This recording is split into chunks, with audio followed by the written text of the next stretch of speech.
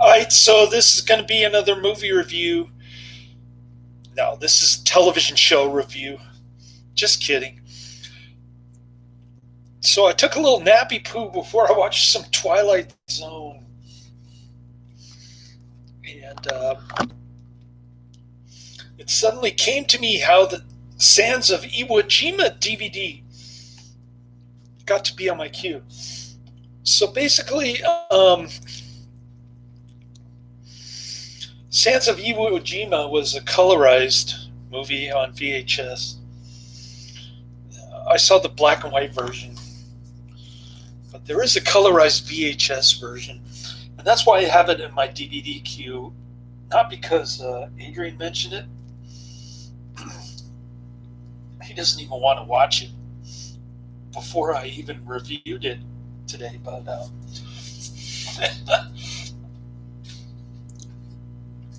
I have this section of my queue that are all the colorized films.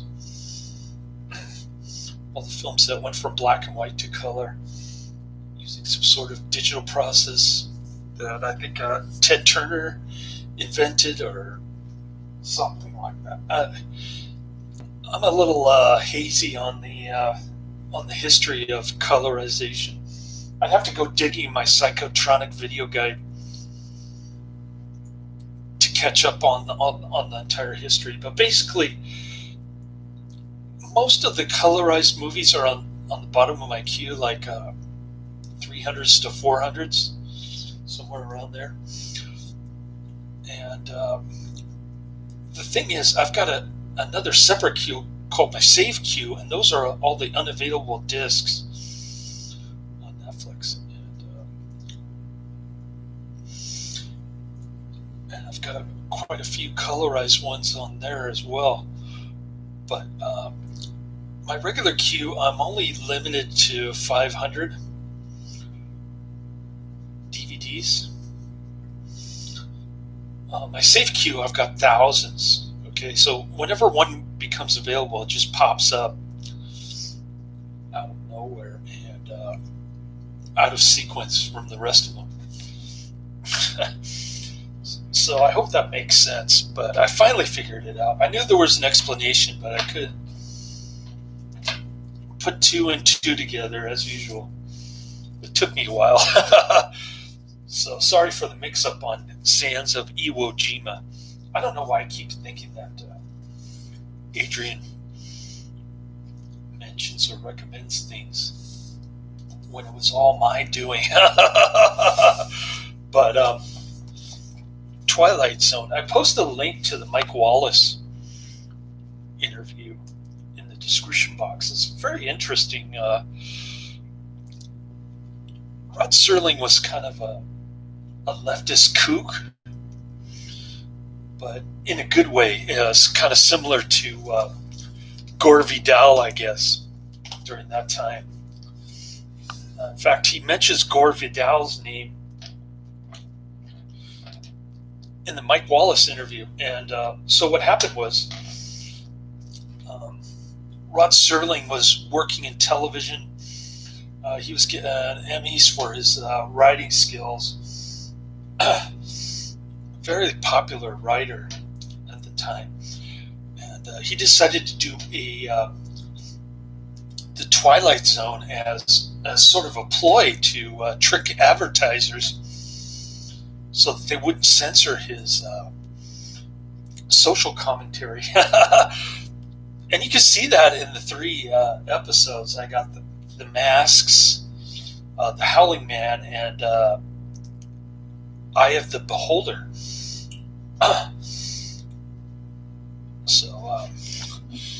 So we've got one from season 5. There were 5 seasons on CBS total. One from season 2, and Eye of the Beholder was also season 2. So 2 from 1960 and 1 from 1964.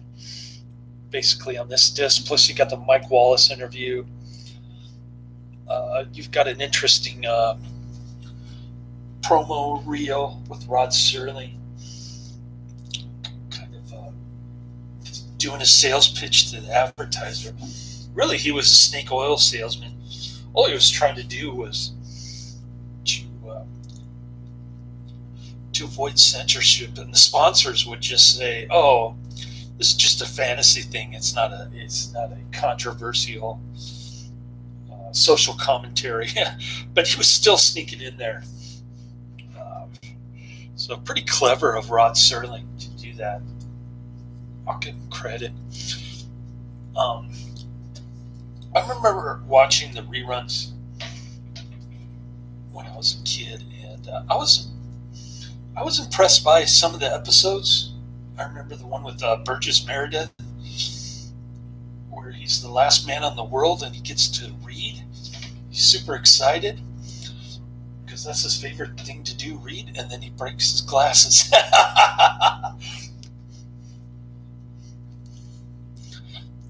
That was one of the good ones. There's another good one with William Shatner. Pretty cool. A lot of famous actors wanted to be on this show. It was kind of like a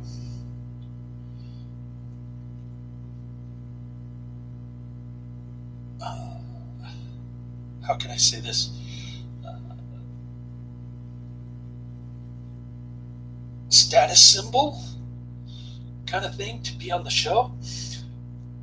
In 1959, if you watch the Mike Wallace interviews, he doesn't even know if this is going to be successful. He's taking a huge risk and potentially becoming a rich man in the process. And I'm sure he did because, it went on for 5 seasons. I'm sure he made millions off of it. You've got the subsequent movies, 2 more runs of the television show,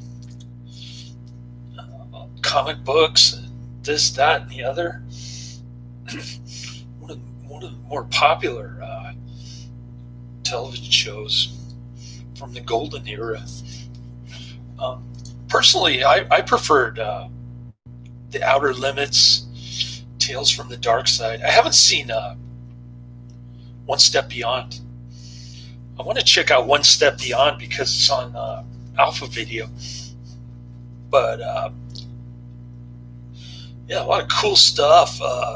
You could say Rod Serling was definitely a pioneer for his time. And the reason I got the disc was because it had John Carradine on it. In the John Carradine section of my queue. Oh, let me show you this disc if I can open it again. I don't know why I sealed it so fast. But,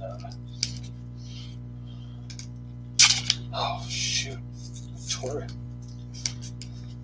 This is not good.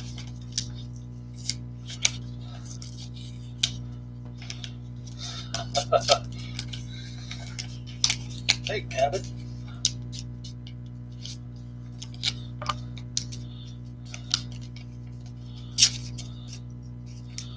Well, this is not going well.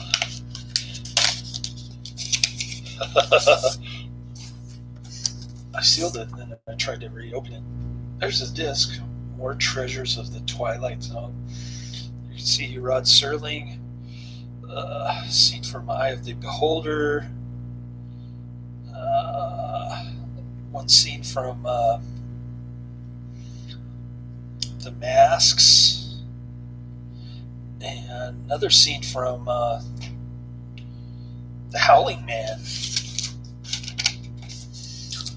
Some cool stuff. And then I got Monsoon.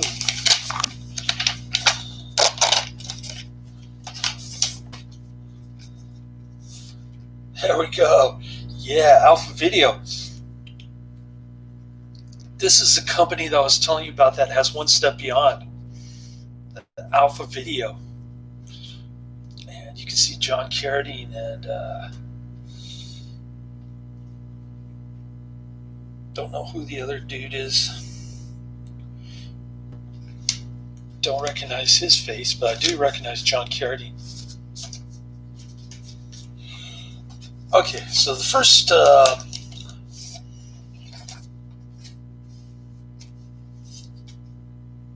the masks. Okay.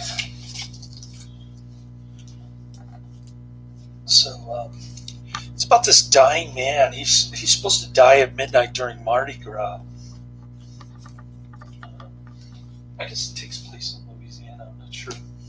A little piece of Netflix DVD. The part that I ripped. I think it's still salvageable though. Did a number on the when I reopened it.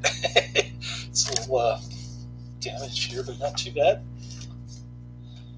You can peel this off and redo it a little bit.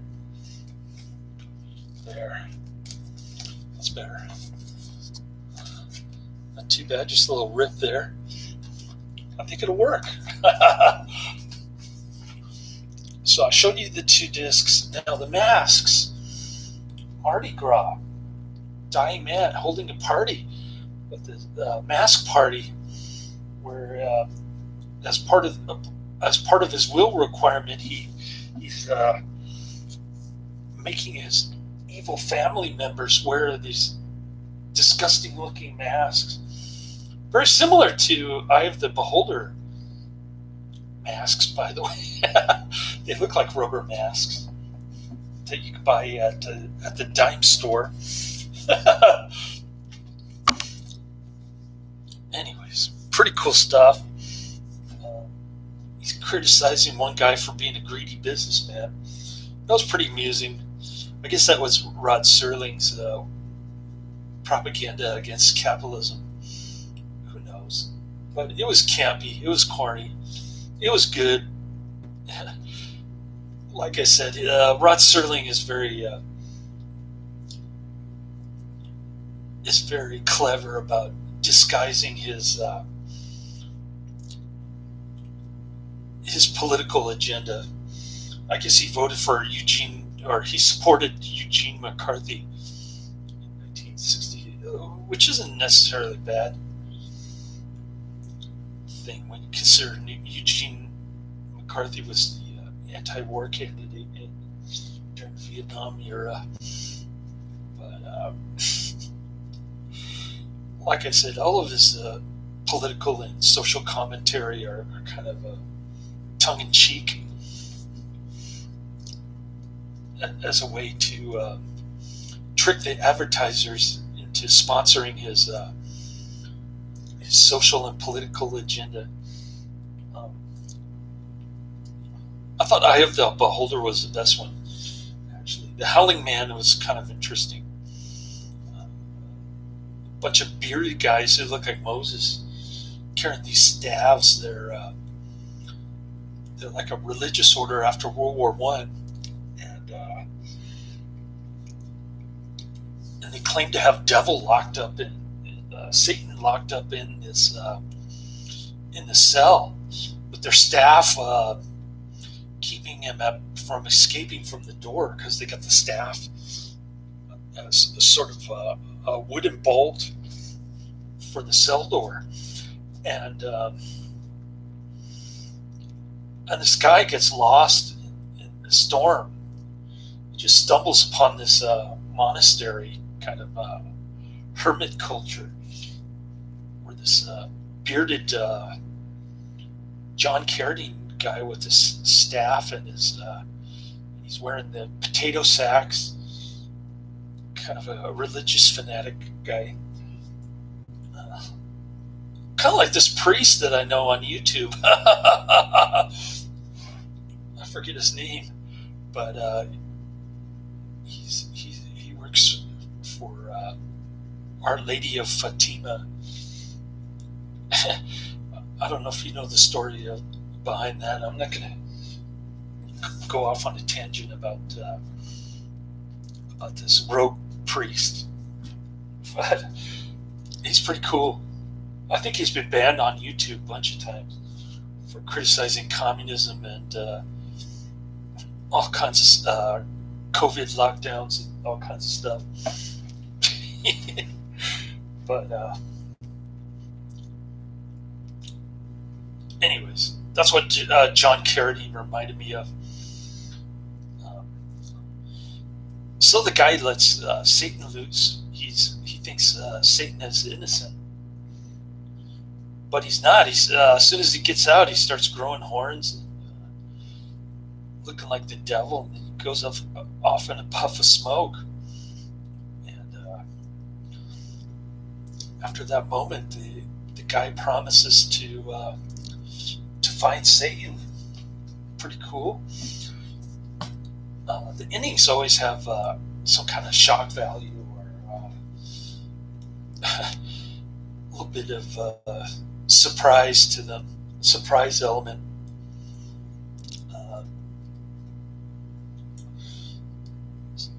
Something that you may or may not be expecting at the end of all these episodes. But The Howling Man doesn't really have that kind of cliffhanger thing. It just kind of left hanging without the cliff. Anyways, third one, Eye of the Beholder. This is the best one by far. This is all about state conformity and getting sent to a FEMA camp, basically. I don't even know if Rod Serling understood the crazy stuff that he was putting on television at the time. Because when I'm watching it, it looks more like a libertarian theme rather than a left wing kind of deal. Showdown in Tokyo. Oh, Showdown in Little Tokyo. Let me find that one. I just saw two people in the chat room, and I knew it was either. Oh, you got your snake avatar going. Cool. I was wondering what happened to that. Karate Man is in the chat room, y'all. He's mentioning Showdown in Little Tokyo. Let's see. Let's see if I have it on Netflix. Eye of the Beholder. That was the last one, as I was saying. And this disfigured person is in bandages. She's been going to the hospital 11 times so that she can look like a normal person.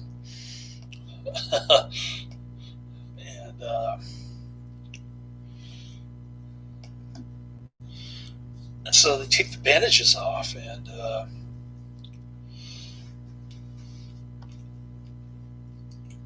there's no change. She's still disfigured, so they want to send her off to some FEMA camp. There's some dude on the television who's like all about conformity and do it my way or the highway kind of thing.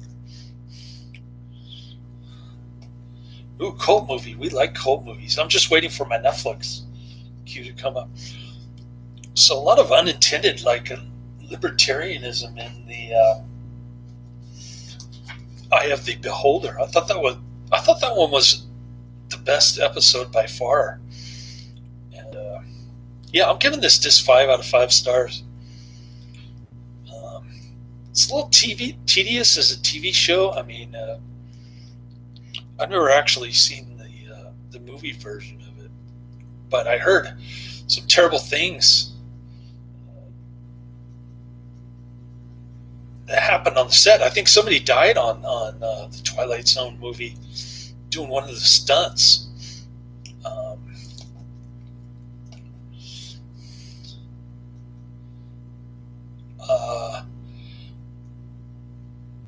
Murphy's Law and Messenger of Death. I couldn't find those on Netflix or YouTube. I think Messenger of Death is on YouTube, but it's like $15, if I understand.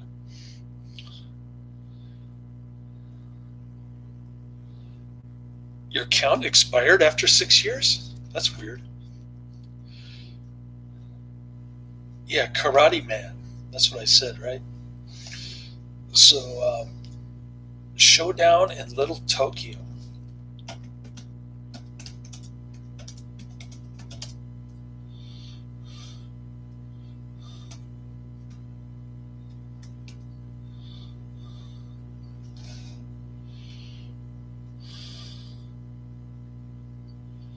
Let's see.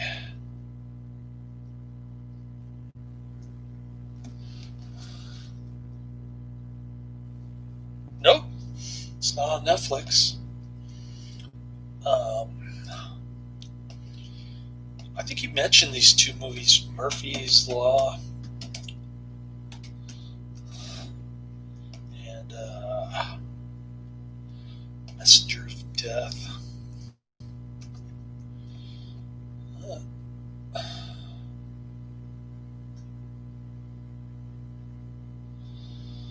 Okay, it's searching. Nope, nothing for Murphy's Law. As I expected, Messenger of Death.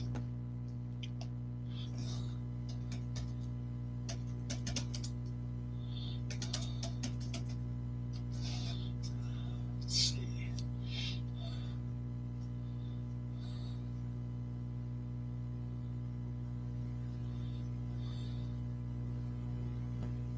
Nothing.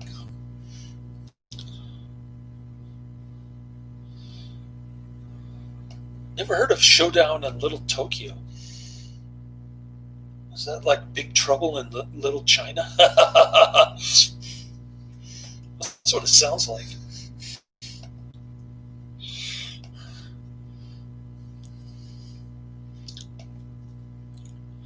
Showdown in Little Tokyo.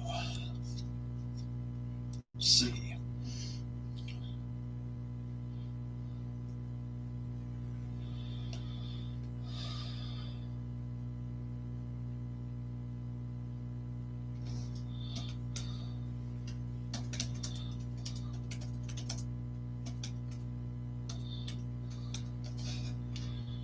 All right.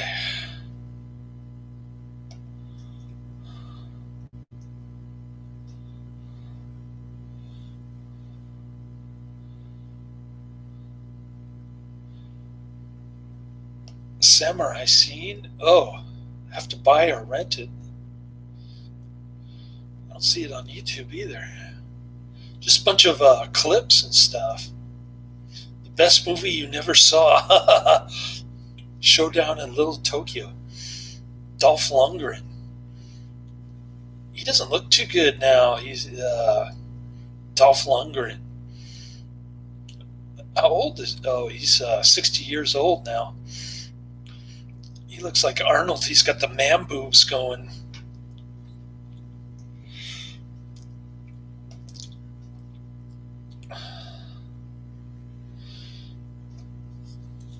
Yeah, I see that there's a samurai scene in it. Kind of looks like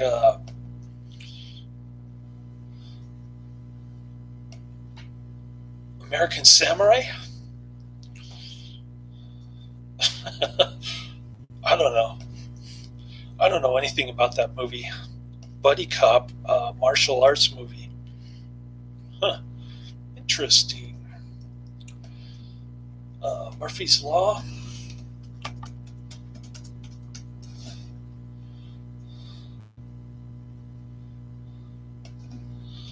Charles Bronson.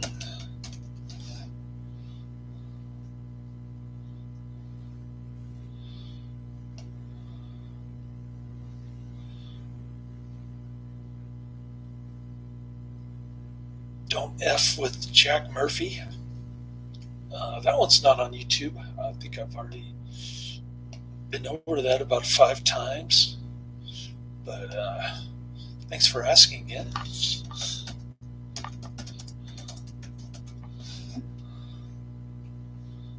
Messenger of Death.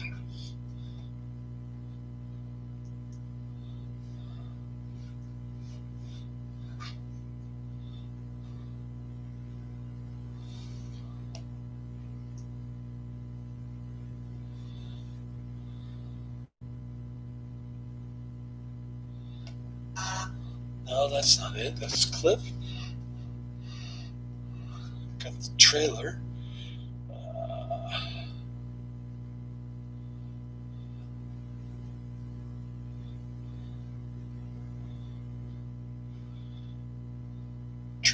Trailer.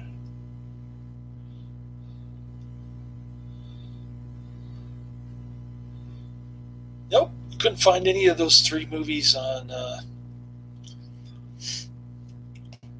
Netflix or YouTube. Oh, I didn't know Dolph Lundgren was a karate champion in the 70s and 80s. Interesting. I know he couldn't speak English, so he learned it from his girlfriend, Grace Jones. Remember Grace Jones? So what do I got on my Netflix queue here? What do I got coming down the pike? On the YouTube side, I've got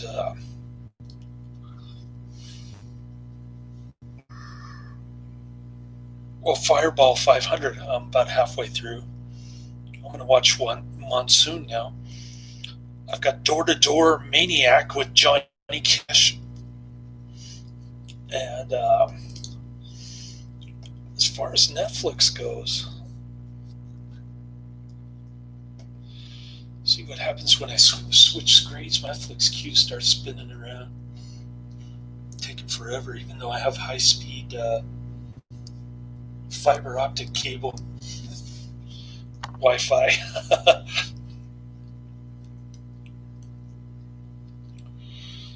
Yeah, I added Vampire's Kiss to my Netflix queue, at least I think I did.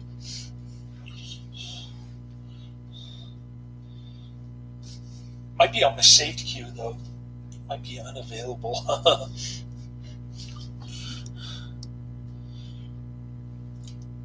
Here we go.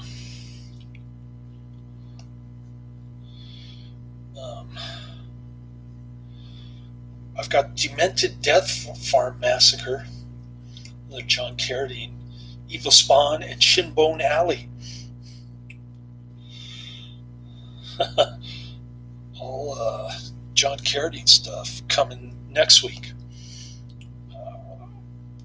Because I got 3 discs here that I'm sending back on Monday. That means I won't get return discs until Wednesday, but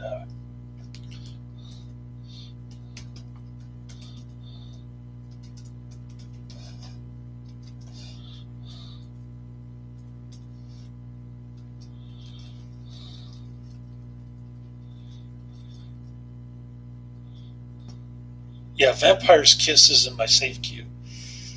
It's unavailable on Netflix. Rated R from 1989.